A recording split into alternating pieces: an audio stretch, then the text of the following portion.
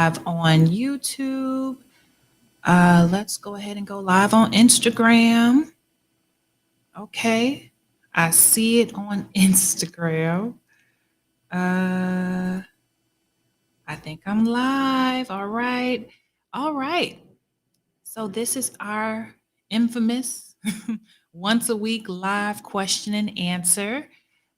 Today, I'm just monitoring everything because this is my second time going live on Instagram and YouTube at the same time. So I'm trying to make sure everything is working the way it's supposed to be working. If you guys can see me in the comments, say I can see you, I can hear you. Let me know I'm not having any technical difficulties. Make sure my mic is working and all of that. Good evening, everybody on Instagram. Good evening, everybody on YouTube. Good to see you guys. Let me just play with my screen real quick to see if there's a different one I like better. I think I like this better. I think I like this image better. I don't know how to change it to be anything else. Because I didn't get a tutorial. All right. So I'm glad you guys can see me and hear me. As you guys know, I try to go live at least once a week so that we can have basically a big group session. Okay. I always say that this is where you guys come so that we can ask hard questions and get honest answers. All right. So I see my YouTube people joining. Hey, Tamika. Hey, Miss Sharita. On Instagram. See, I'm loving the two things at one time. Okay. I'm loving the two at one. So I'll be able to see the YouTube comments will pop up on the screen. Instagram has not integrated with this program. So I can see y'all's comments, but YouTube can't. All right. But that's perfectly fine. We're going to work with what we got. So let me know how y'all are doing today. How we feeling? If this is your first time joining me, put a 1 in the chat. If you don't know who I am Brittainy Noel. I am a mental health therapist here in Houston, Texas. I've been practicing for almost 10 years now, and I go live once a week to talk to you guys. This is your time with me to ask me any question you want to ask. I promise you, there's no question that you could ask me that I haven't had before. Okay, so we get real personal on our Q&As. We ask honest questions. We ask hard questions to get. I'm not the person who's going to tell you what you want to hear all the time. Okay. Oh, yay. For those of you who saw me on the Sherry Shepherd show, welcome to the tribe. I'm so glad you guys found me. Sherry Shepherd, we had a time. Okay. I'm looking forward to going back soon. Okay.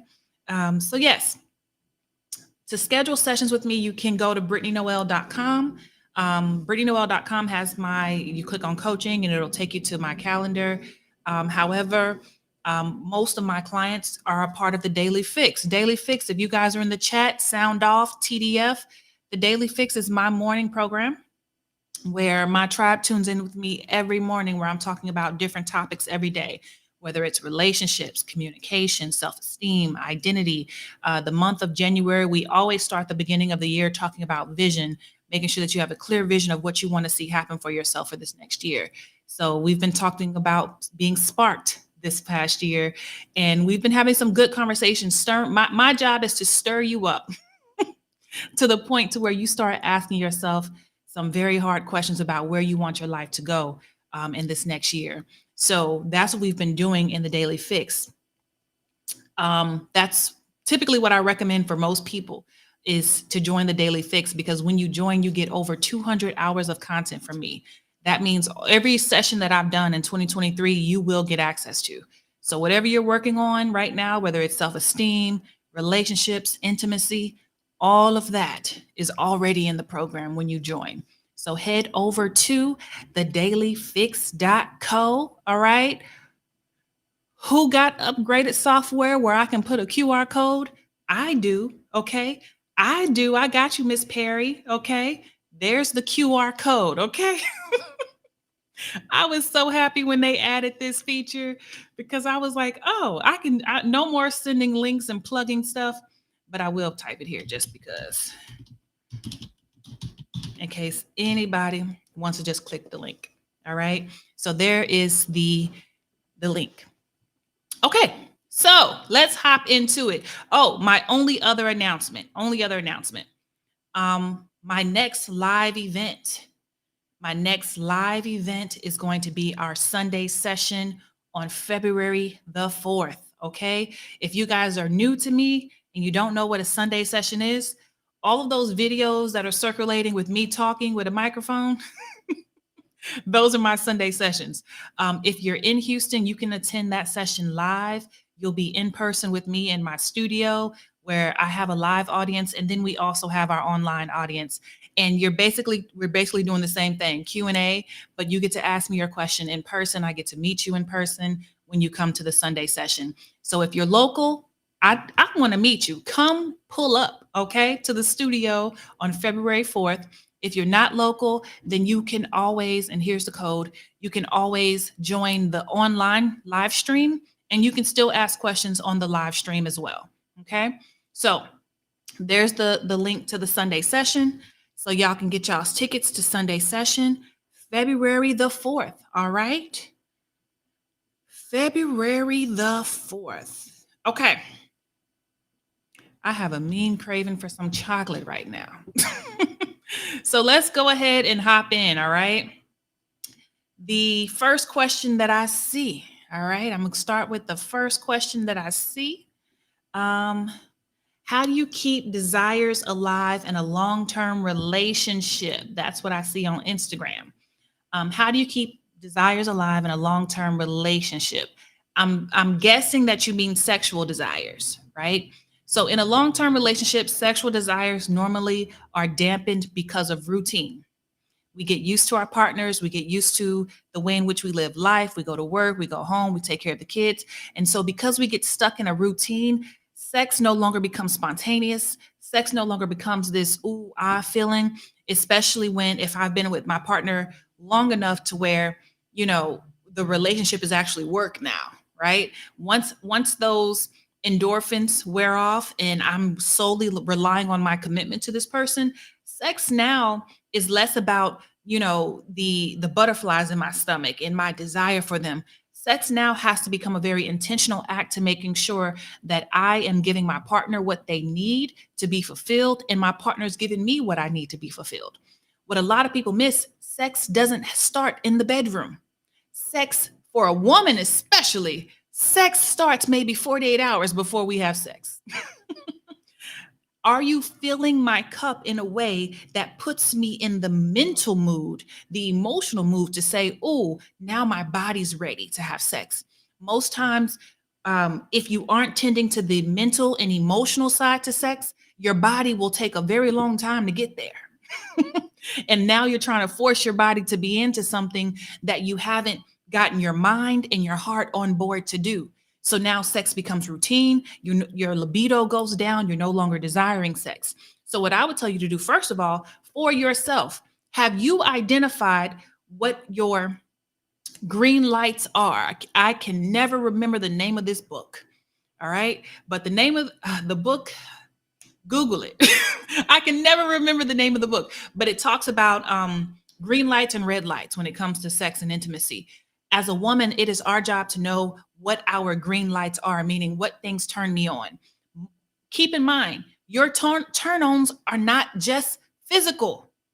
Your turn-ons could be, my husband filled the dishwasher. He put the kids to bed. He brought me lunch. He sent me text messages. Know what your love language is, because your turn-ons are going to be linked to how the ways in which your partner can get you ready and going before we ever get in the bedroom. If you're waiting for foreplay to happen when you're in the bedroom, you're too late, especially in a long-term relationship.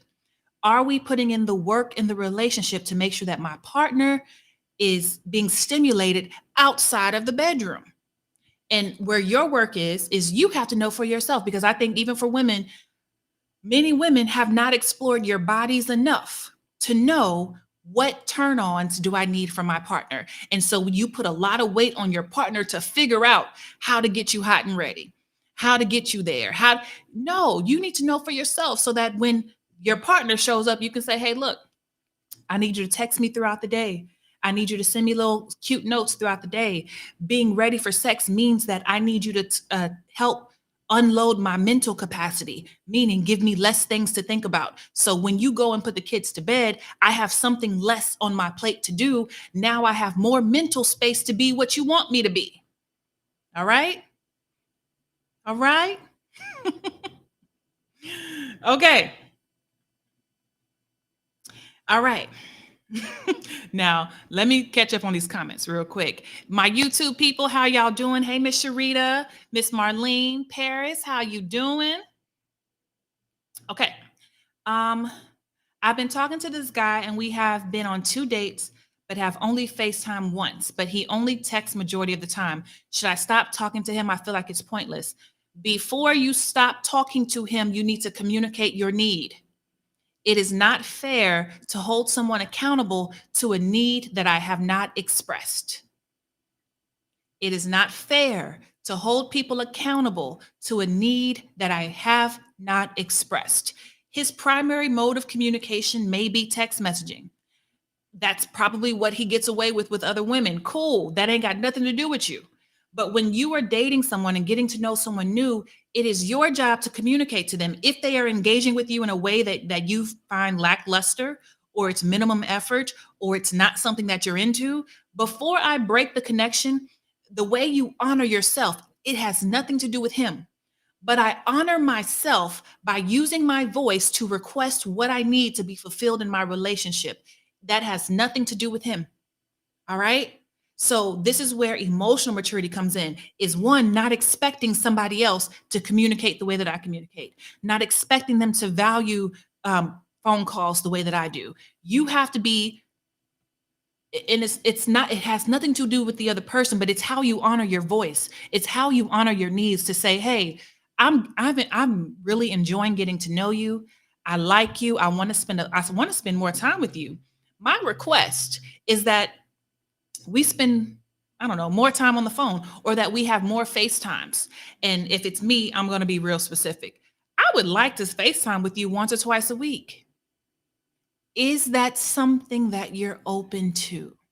You have to ask the question. You have to state your need and then follow up with the question. Is that something that you're open to? Because now when that person opts in and they say, yeah, I can FaceTime with you twice a week. I can FaceTime with you 3 times a week. Cool. Now I can hold you accountable for what you said you were going to be, because I expressed my need and you said that meeting that need was doable for you, which means we came to an agreement. We came to an agreement. I can't hold you accountable for something that we never came to an agreement on.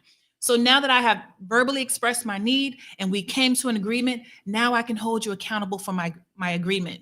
So now when you say you're too busy to FaceTime, or FaceTiming isn't this or that, guess what?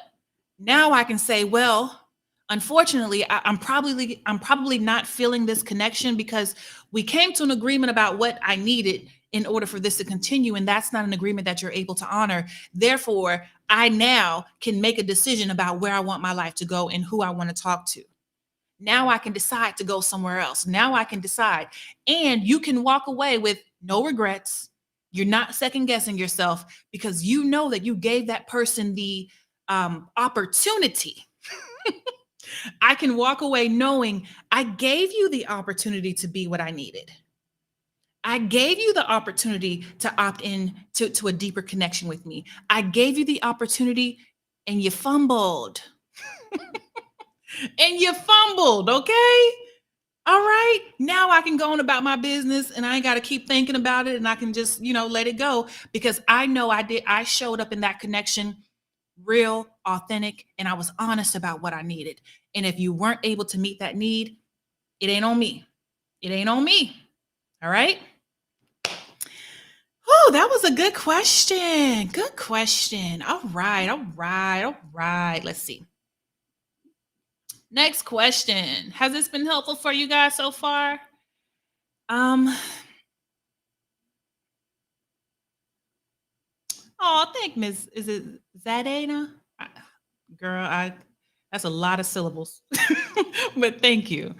Um, How can I deal with a long distance relationship for the first time? Um, that's first of all, make sure that a long distance relationship is what you want, right? You can meet somebody you really like, but if long distance is a deal breaker for you, you need to be honest with yourself that long distance is a deal breaker. If you know that you're somebody who wants to go out on a date once a week, you want to go out on a date, you want to touch them, you want to feel them, you want to see them, long distance may not be the best thing for you. So before you even think about how can we deepen this connection, you need to really weigh the pros and cons of dating someone that I don't have direct access to and truly ask yourself, is that something I want to do? Because a long distance dating is not easy by any shape, form, or fashion. It requires a lot of emotional maturity. It requires a lot of trust. It requires great communication skills. So if you are ready to do the work to be in a long distance relationship, cool, pursue it. But if you're not, you need to be honest with yourself about that because it's trying, especially if this is your first time. It's trying. So make sure, okay? Make sure. Thank you, Miss Mary. You see, we got QR codes, okay? We got QR codes. All right. So if you want to work with me, the Daily Fix is where you want to be. All right. Daily Fix is my morning meetup group. We meet every morning and we talk about different things, whether it's relationships, communication, purpose. We talk about your vision, identity, intimacy. When you join, you get access to all of my content from 2023. That's over 200 hours of work. So when you join, we had someone join today. They were like, where should I start? Healing, right? So her issue was she needed emotional healing. So we sent her to the month of March so that she could work on her healing, right? So that's how the Daily Fix is designed. When you join, you go to the month that you need. So the month of March was we focused on emotional healing.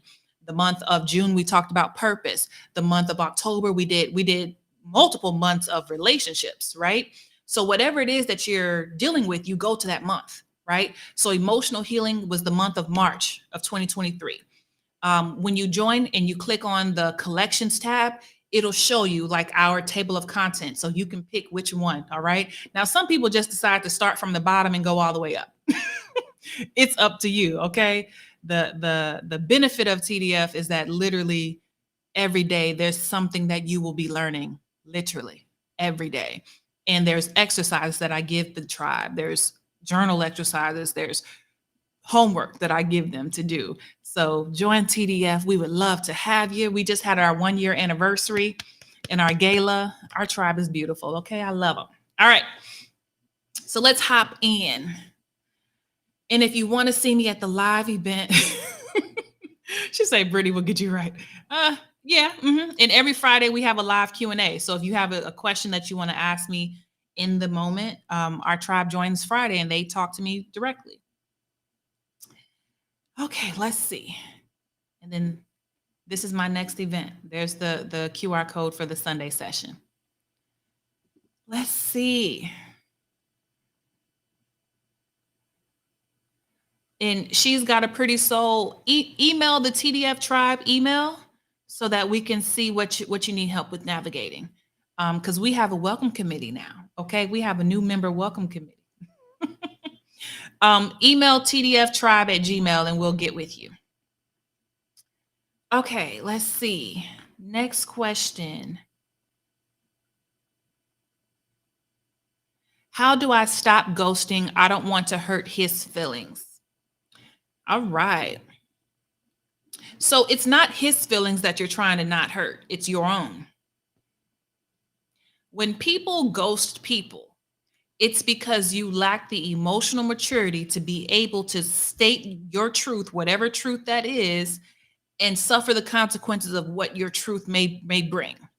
So because I don't want to be uncomfortable and have the tough conversation, because I don't want to be uncomfortable and be seen as the bad guy, because I don't want to be uncomfortable and I don't want to look bad and I don't want to do this, because I'm saving my own emotions, it's easier for me to just stop talking to you and block you and act like you don't exist. It's not his emotions that you're trying to save, it's your own. Emotional intelligence, what people forget about emotional intelligence is that I have to hold myself accountable to enduring even the negative emotions that I don't want to feel when those emotions are present because I'm showing up as my true authentic self. Letting someone know I'm not into them it's very uncomfortable, right? It can be very awkward and it can make you feel bad. But that's what comes with being emotionally intelligent.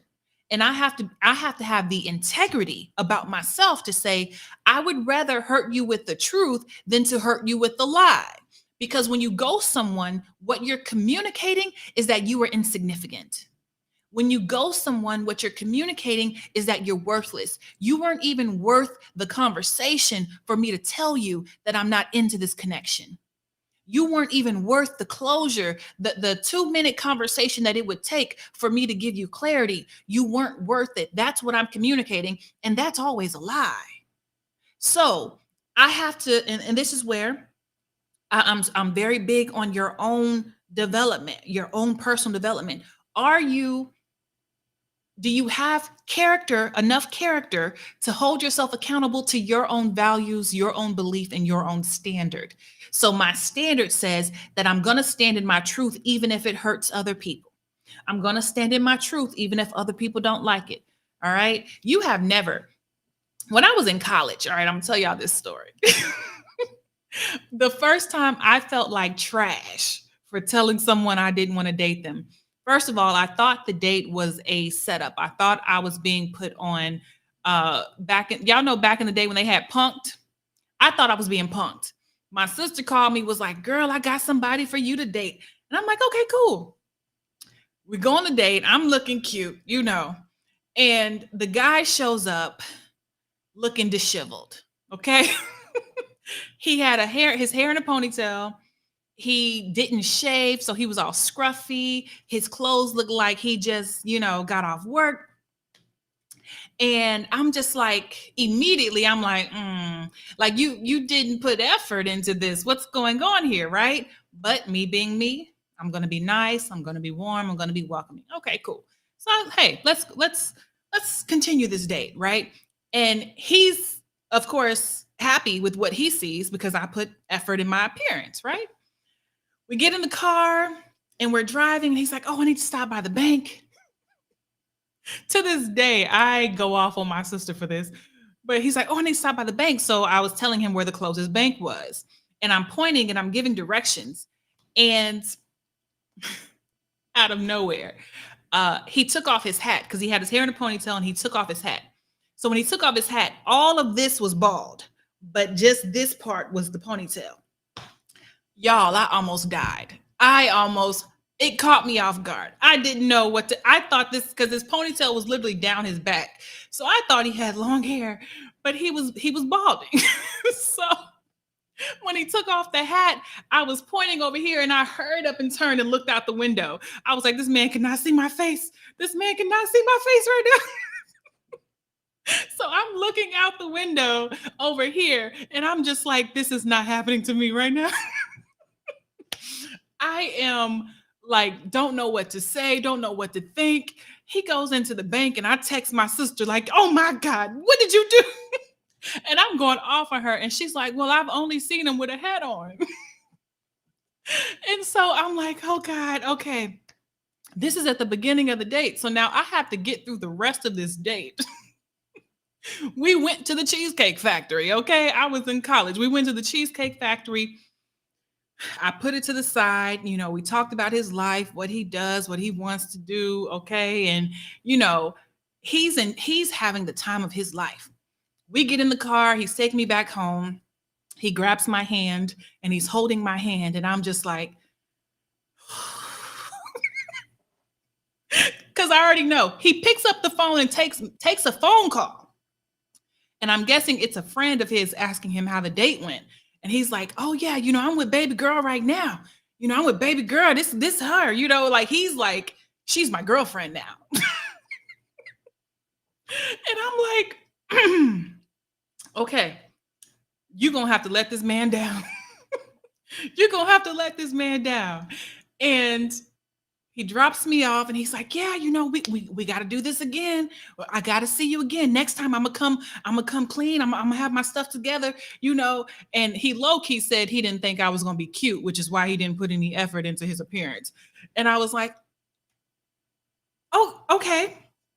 I'm still trying to, let it down easy. And before he could even get home, 15 minutes later, he's calling me, hey, we got to set it up another date. And I said, okay, all right.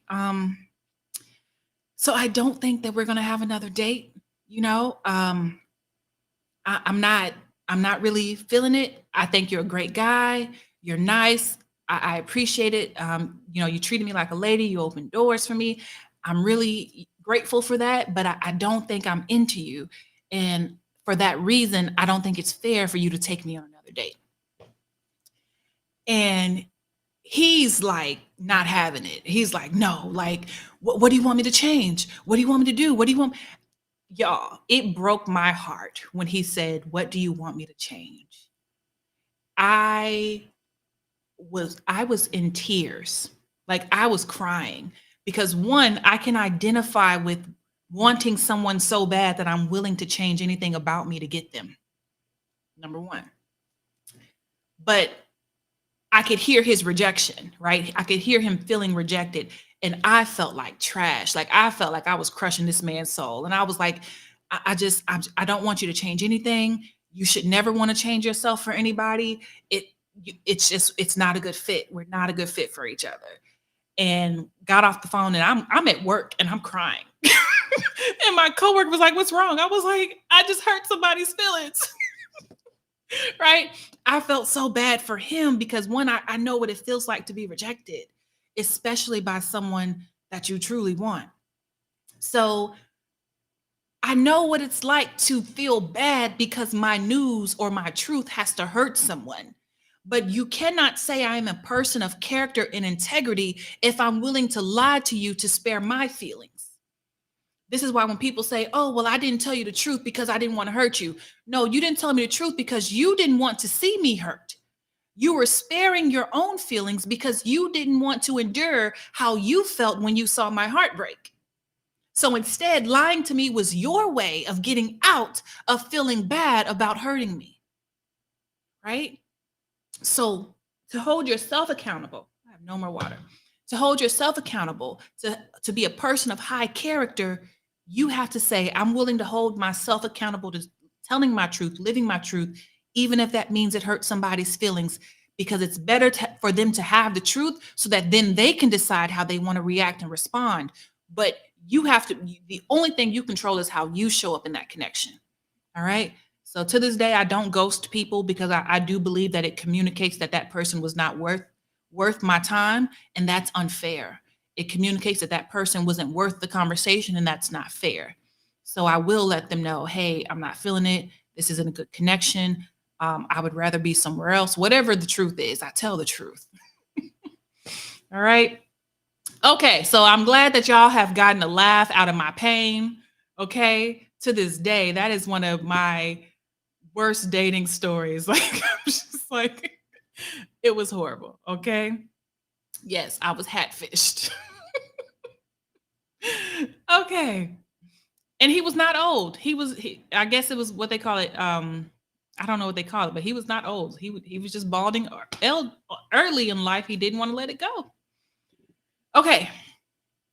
How do I respond when a man who texts, do you see yourself with me? And I reply, no. You have an entire relationship. She lived with you and all. Why would I?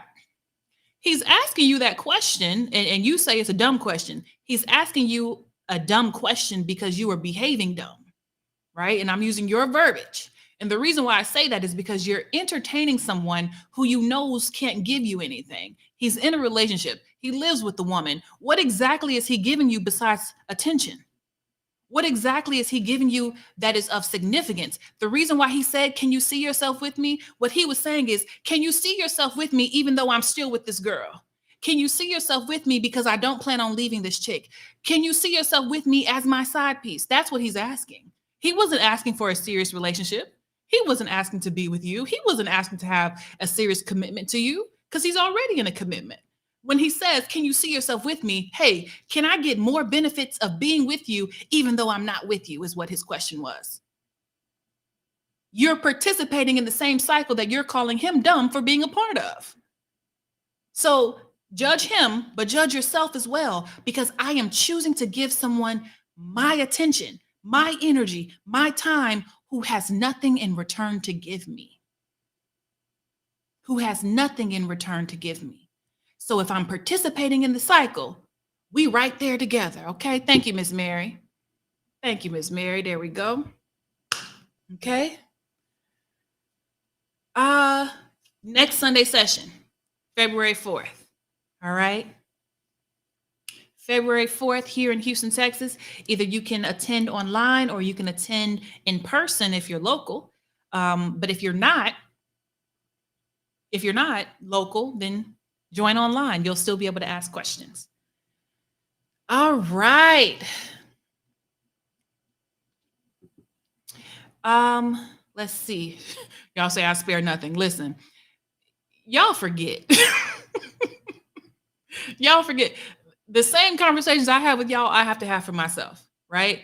When I'm being offered something that I know is below my standard, I don't allow myself to lie to myself about what this is. If there's someone who's approaching me and they say, "Oh, I'm living with someone, but that's not my girlfriend, that's my baby mama. I'm living with someone, but it's just financial situations." Okay, well, when you have gotten that sorted out, you may be able to find me, because I have to know, first of all, what do I need from someone? Do you have the capacity to give me what I need at this point? If you're in an entanglement, you have nothing to offer me. So you have to be honest with yourself. When people approach you, whatever state they're in, the question is always, what is this person offering me? I look at people as dating. I always look at dating as a house, right? And you know how back in the day, they don't do it so much now because everybody got guns. But back in the day, people would come knock, right? They would knock on the door and say, "Hey, we're selling soap. We wanted to see if you wanted some soap, or, I can wash your car for you." But they would come like door to door salesmen. And when you're dating, that's what it is. People are coming to your door as a door to door salesman. I have to decide if this person is offering me something that I actually need. So when you show up to my doorstep saying, "Hey, I got some soap, I got some products I can sell," I have to decide, do you, for the products that you're offering me, do I even have a need for that? Right? Do I have a need for that? So, and I say that because some people offer you something and it's the best they got. And it may be the best, but it may not match my need, right? And just because you're offering me something doesn't mean that I have to take it. So I have to decide for myself, for what this person has come to my door offering me, is that an offer I want to take? Is that even something that I need, right? I have to be the gatekeeper of that, the gatekeeper for everyone who comes into my life, right? Okay. We're in Houston. So our studio is downtown. So when we do our live sessions, all of them are downtown. Okay.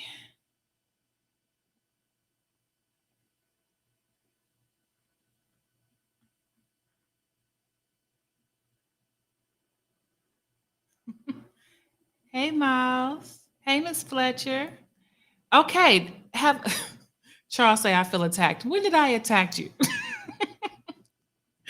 Oh, with the okay. Okay, I think I see a question. How can one deal with anxious attachment when feeling stupid after asking and getting reassurance? You said you feel stupid after asking and getting reassurance. So if I ask for reassurance and my partner gives me reassurance and then I feel stupid, the only thing that's making you feel stupid is the voice in your head telling you that you don't deserve reassurance, or you should be above it. You shouldn't have to ask for this, or I'm difficult, or I'm hard to be in a relationship with, right?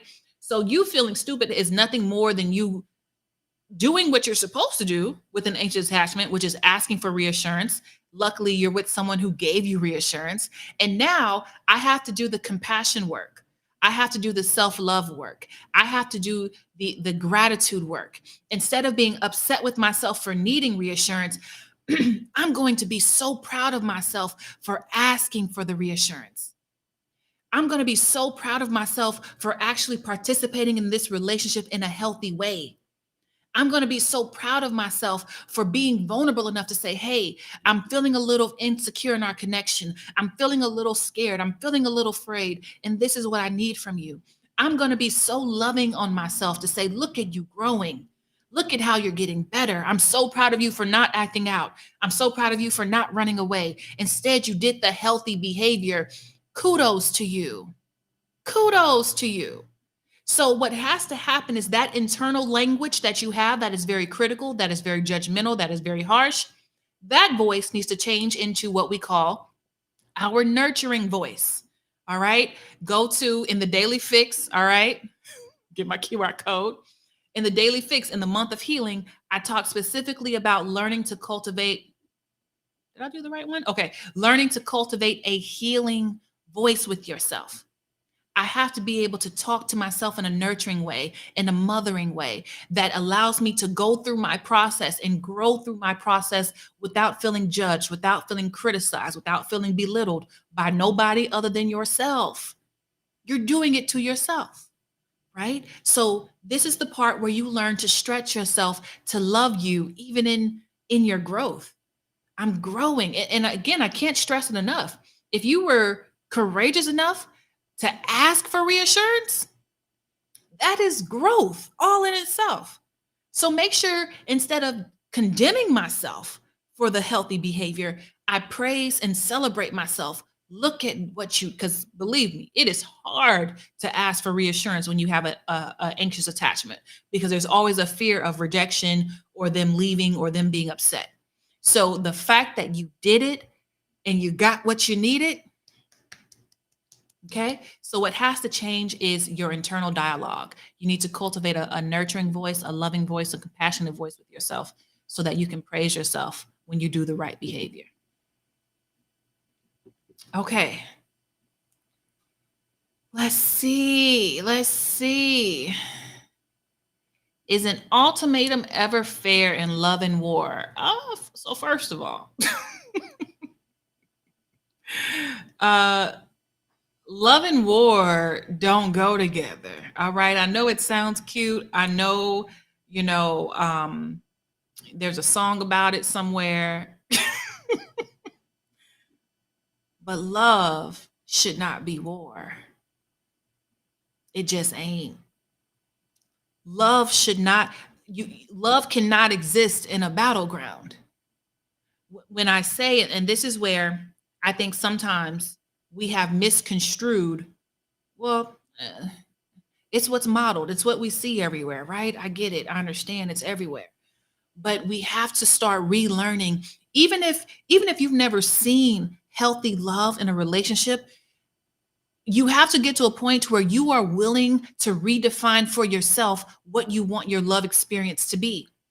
Even if you've never seen it. I may have never seen healthy love in my life, but I am allowed to get to a place where I say, you know what? I no longer want love to feel like a war zone. I no longer want love to feel like I'm being ripped apart or ripped to pieces. I no longer want love to feel like this strain and this negative experience. Love, when done correctly. Listen, love is challenging. Love is difficult. It's not demolishing. And that's what war is, right? So first of all, work on your definition of love because the only time an ultimatum comes in and keep in mind, so one of my primary definitions of love is sacrifice to me in my life. That is one of the ways in which I have defined love. You will always find love where you see sacrifice. So as I am allowing people into my life, I pay particular attention to the people who are willing to sacrifice in order to have access to me, the people who sacrifice in order to be in my life. Love to me is sacrifice. So if I ever have to give you an ultimatum, that means somewhere, There's no sacrifice. And this is why I feel like I have to force your hand because you're not willingly sacrificing yourself to this relationship.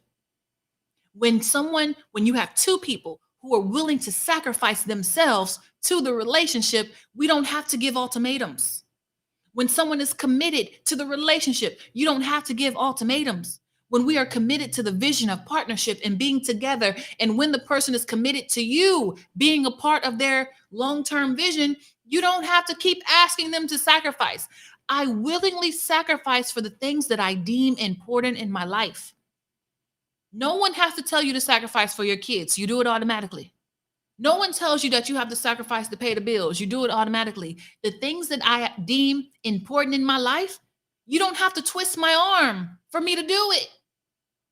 So when somebody has decided that you are a part of their long-term vision, that you are a part of the prosperity that they see in their life, that you are a part of the goodness that they see in your life, when they have decided that you are a part of that vision, you don't have to give ultimatums. Yes, we may have to have some hard conversations. Yes, we may have to agree to disagree sometimes. Yes, we may have to make different concessions to each other. But an ultimatum, at some point, we're gonna get to the same conclusion. And the conclusion is we want this. So because we want this, if that means getting rid of this, doing this differently, going to therapy, whatever it is, we're willing to do it. I want the I because I want you, I'm willing to make the sacrifice. So if we get to an ultimatum, one or both people have stopped sacrificing. Okay. All right. How we feeling? I feel like I just be dropping bombs and then be like, how we feeling tonight? Everybody say hey. Oh, say hey. Hello, Mr. Davis, Miss Liz. How we doing on YouTube? Okay. YouTube, y'all can post y'all's questions in the chat as well. All right. Y'all are the only ones showing up on the screen because we're waiting on Instagram to catch up. All right. Okay. Next question. Let's see. Again, QR code. If you want to join, oh, that's join the Daily Fix. So the Daily Fix is my morning meetup group. TDF in the chat, say hey. When you join the Daily Fix, basically you're getting a personal growth program. My tribe meets with me every morning, Monday through Friday. We do our live Q&As on every Friday in the Daily Fix. We have meetups. We just had our 1 year anniversary, but you get over 200 hours, okay? Over 200 hours of me talking about different topics, whether it's relationships, communication, intimacy, um, I always say relationships, identity, confidence, all of that is in the Daily Fix. Okay. So I would encourage you guys to join. I promise you, whatever you're looking for, we got it in the Daily Fix. Okay. All right. And then if you want to join me live, my next show is my next live event is Sunday, February the 4th. Okay. That is our Sunday session. Okay. That's basically my live show where I have a live audience.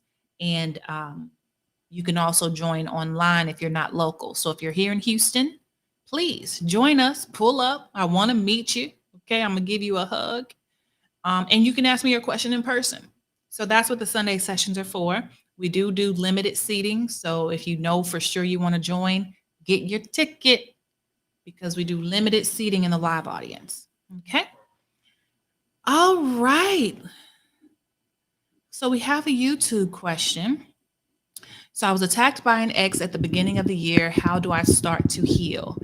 There's a lot of different layers to that question. I would first of all encourage you to get linked to an actual therapist who is certified with PTSD treatment, right? Being attacked by anyone, let alone intimate partner violence, it changes your perspective of life. It changes your perspective of the world. It changes your perspective of how you see yourself. There's going to be a lot of undoing in your mindset that has to be done, but it's a very delicate process because it's so fresh. You're not exactly at a point where you're ready to jump into the healing of it all. Um, with it being so fresh, you're still at the point where you're just processing what happened. So for you to sit down with someone and actually talk through your thoughts, talk through how could someone I love do this? How could someone I care about do this? And actually just get those thoughts out so that they're not stuck in here. You're really still just in the processing phase.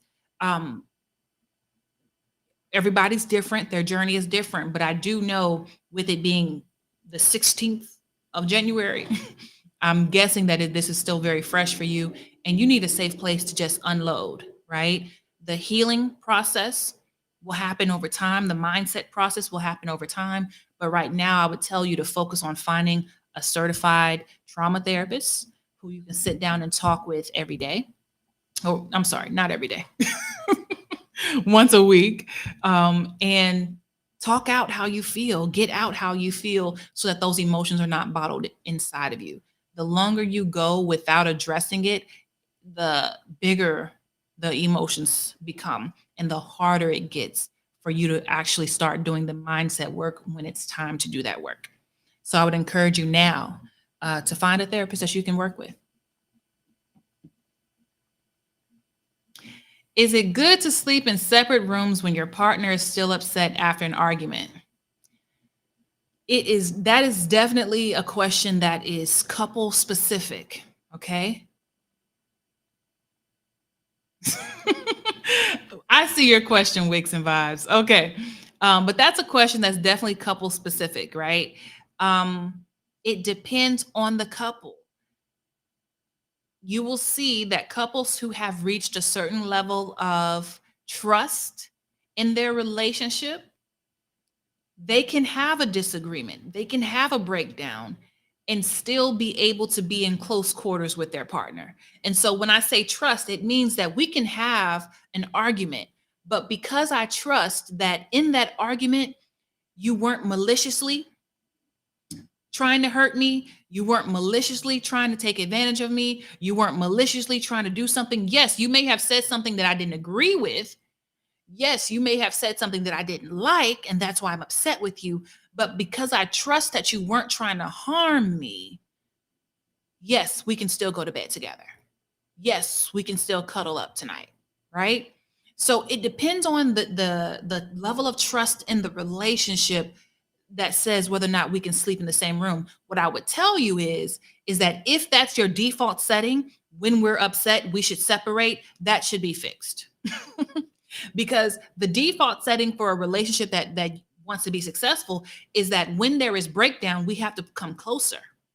When there is breakdown, we have to connect instead of disconnect. So that could be physical proximity, we need to connect. That could be emotional proximity, we need to connect, right? If we're in the middle of an argument, cool. Make the argument the problem, make the issue the problem. And the way in which we connect, let's sit down and watch this funny movie together, right? Let's sit down and play Uno until we get back into a place that we can laugh and we can be loving towards one another. But as long as you do behavior, so this is where a lot of couples will perpetuate the cycle that they're trying to get out of. Because we had an argument, we now participate in behaviors that push us further and further apart. So now I'm giving you the silent treatment. Now I don't want you to touch me. Now I'm roll my eyes when you ask me a question, right? So now that we have the disagreement, our behavior pushes us further and further away from each other. So disagreements happen. It's a part of life. Our goal is when we have a disagreement, we come closer because you're my partner and I love you and I want you and I'm committed. So even though you upset me, I'm willing to participate in behaviors that bring us closer instead of apart. And sleeping in the other room is pushing us further apart. All right. Thank you guys. Yes. So there's the link to the Sunday session on February the 4th. And then here's the link to the Daily Fix where you can join me every morning. Okay.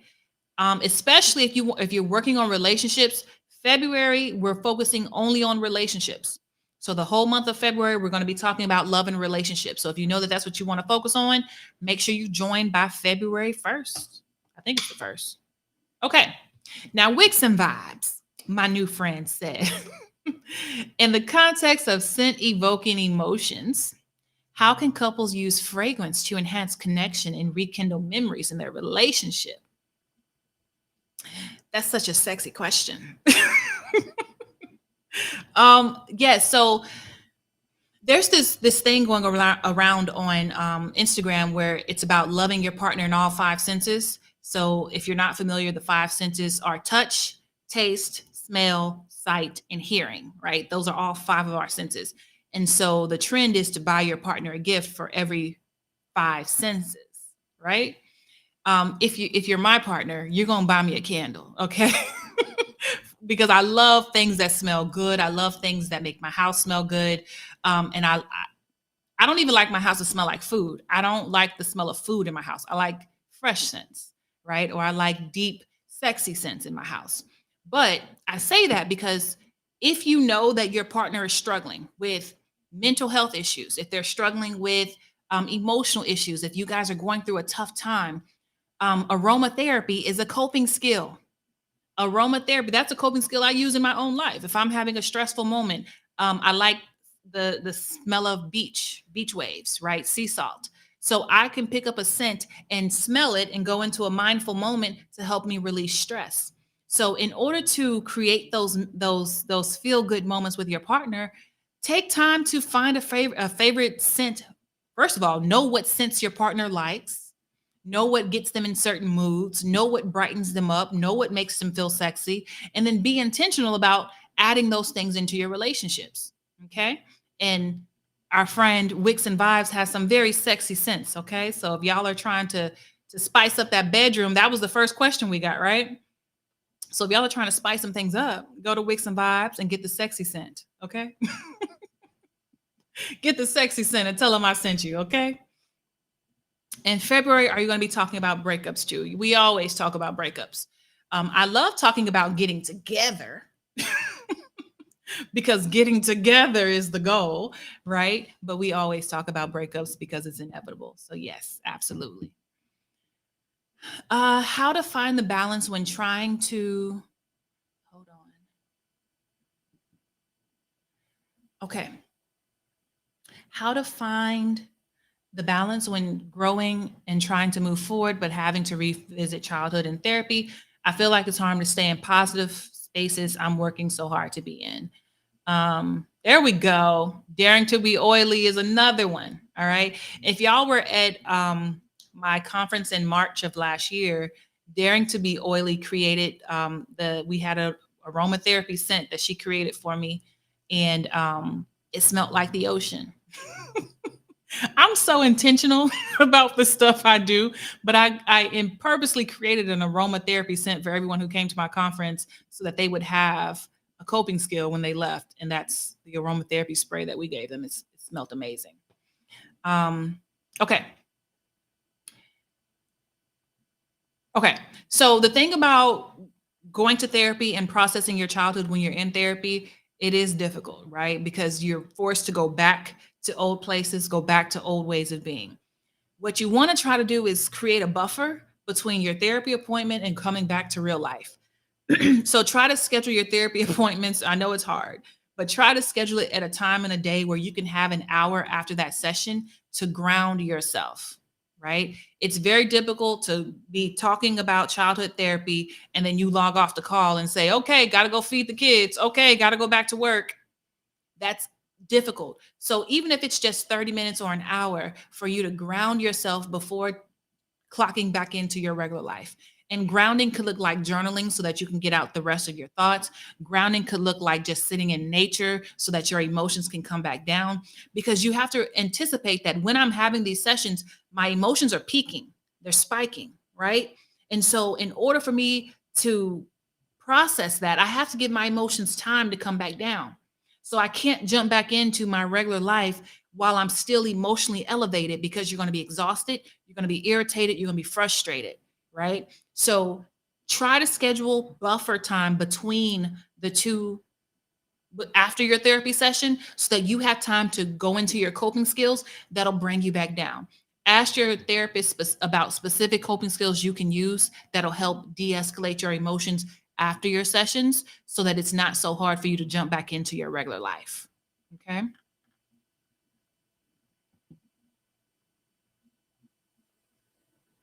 Okay. I start the third semester of school for my RN degree. How do I deal with test anxiety? I'm repeating this semester because I had so much anxiety during the test and my grades suffered because of it. Um, Test anxiety, first of all, whatever school you go to, I guarantee you they have resources because it's so common. It's very common. Start with your school counselor. Go to the school counseling department because one, they're going to have people, they should have people there who can help you and give you specific strategies for test anxiety. But remember, anxiety is the fear of the unknown, it is the fear of what could possibly happen. What's more than likely happening for you is that anytime you have to take a test, your brain is running through all of the possible scenarios where you're going to fail. So your brain is like, well, what if you didn't study enough? And what if you didn't get it right? And what if this? And then to add more salt in the wounds, it goes over all of the other times you failed in your life. And you know your daddy wasn't there. And you know in third grade you fell off the swing. And so now you can't focus on the test in front of you because you worried about what happened in third grade, right? That's how anxiety works. Anxiety, if left unchecked, it's going to become a snowball of stuff that you can't control. And now that I feel out of control, the one thing that I do control, which is this test in front of me, I can't even be present, right? So, what I'll tell you to do is one, you have to learn how to ground yourself in the present moment. You're going to have to learn how to check that internal chatter that is telling you failure is inevitable, right? Most times you are equipped to do the thing that you want to do, but you psyched yourself out of it. Most times you know the answers to the test. Most times you're qualified, but how often do we get in our own heads and talk ourselves out of what we already know, right? So there's a certain amount of mindset work that you have to do so that you can um, start being in control of your thoughts instead of your thoughts controlling you, right? And if I can control my thoughts, my emotions follow. So sure, I may feel a little bit of anxiety, but because I'm in control of my thoughts, it's not going to overtake me. My TDF knows when you reach a certain level of emotion, you're no longer logical. So if my emotions spike to a certain place where I am rendered helpless at that point, I'm at the mercy of how I feel. And you cannot be logical and emotional at the same time. So I have to teach myself to check that chatter.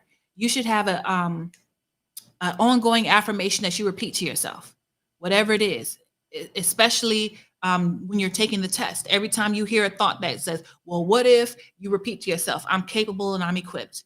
I'm capable and I'm equipped. I'm made for this. I'm built for this. I'm qualified for this. Every time that negative thought comes up, you have to speak back to it. Okay? You don't let it just keep going because it'll snowball. But start with your school because I promise you the school has resources for test anxiety. Most schools do, right?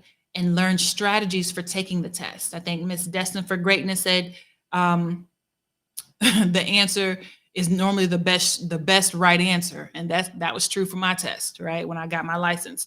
There were multiple right answers and you had to choose the best right answer. So learn the strategy behind taking the test as well, and you'll feel more prepared. All right. Let's see. I'm going to take one more question. So y'all make it good. Make it good. Miss Makayla, if you need support, join the Daily Fix. We have an amazing community that would love to welcome you. Okay. When you join the Daily Fix, you get a community. We're worldwide at this point. We got members in Jamaica.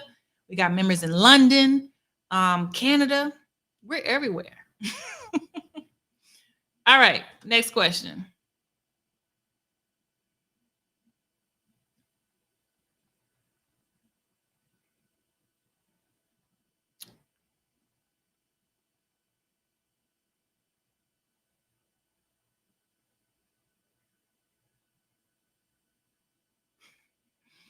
Ah, okay. I told y'all to do a good question. Y'all sent a whole bunch of good questions. Okay. So let's see.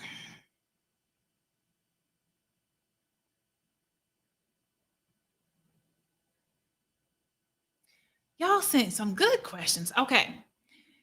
Let's see. Okay. Let's go with this one. I'm always on the lookout for relationship feedback from my partner, but I usually never get any. Does this mean I'm loving him correctly, or is my anxiety talking to me? We don't know. We don't know, right? Because one, if my partner isn't giving me any feedback, I don't know if what I'm doing is working or not working. And that's the honest truth, right? That's like when at a job, the whole purpose of an annual performance review is so that your employer can tell you what you're doing well and what you're not doing well, so that you know how to improve moving forward. So if I'm with a partner who is either unwilling or unable to tell me how I'm performing in the relationship, it leaves me with a whole bunch of question marks, right? I could easily say, oh, yeah, my partner's happy, right? My partner loves me.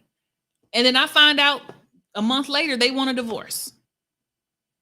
They never told me they weren't unhappy. They never did anything that made me think that they were unhappy.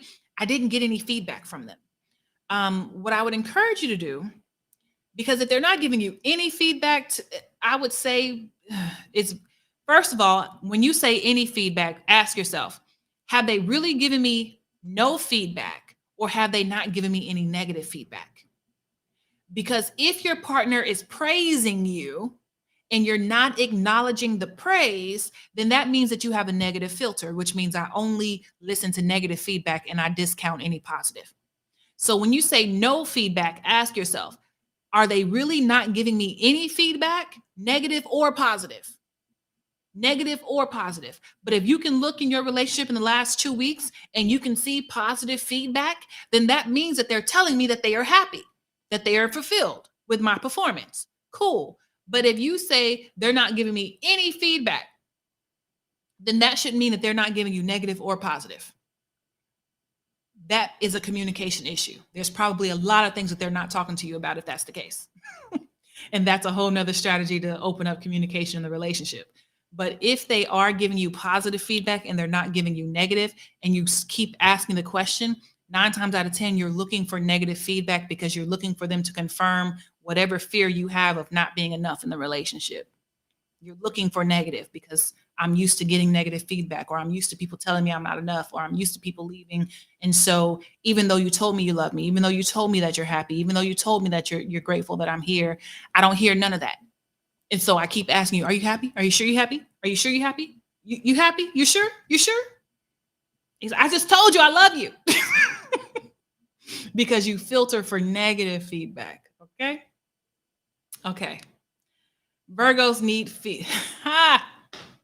He said my Virgo is a yes. So I'm a Virgo too.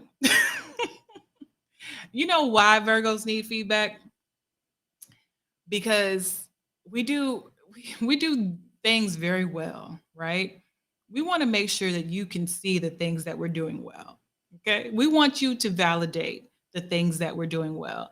But also, Virgos, we're nurturers and we're lovers. We take good pride. We take a lot of pride in how we care for other people and how we love on other people. So if I'm taking out my time, energy, and attention to love on you in a certain way, in a certain capacity, I want to hear, sing my praises. Go to God and tell him how wonderful I am. Okay? Talk to God and thank God for me. That's what I want. I want you to throw roses at my feet. Okay?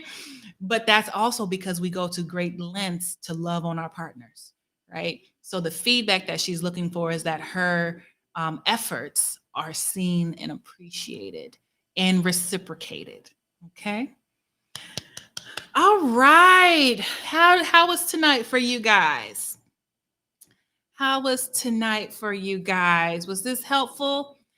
If you guys found this helpful, join the Daily Fix and you can get this on the daily basis. All right. You can hear me speak about something. And I promise you again, anything that you're struggling with right now, I guarantee you I have a segment in the Daily Fix that will help you through the issue that you're struggling with right now. If you're in Houston, I would love for you guys to come and join me on February the 4th. It's my first Sunday session of the year, so it's going to be fun. All right, I can't wait. And this is basically what we do on my Sunday sessions is you ask me questions, but it's going to be in person. All right, so you get to feel the vibes in the room. And the room is always filled with, I don't know if y'all have ever seen the videos, but they're filled with just healing vibes. And it's to be around, to be in a safe atmosphere for you to ask the questions that are in your heart and to get honest answers. Because y'all know by now, I don't just say what you want to hear. I'm going to say what's going to help you. And just like medicine, we may not always want to take the medicine, but if you want to get better, right? If you want to get better, that's what it is. So I would love to see you in person. If you're not local, you can join virtually on the Sunday session. So I have enjoyed y'all. I hope y'all have enjoyed me. The Daily Fix is very affordable, Miss Donna. Go ahead and go to the website. Okay. Yes, Miss Gina, ask me that question next time. Thank you, Miss Candy. All right. So y'all have a wonderful night. I will catch my Daily Fix fam in the morning. And for everybody else, I'll see y'all next week. Have a wonderful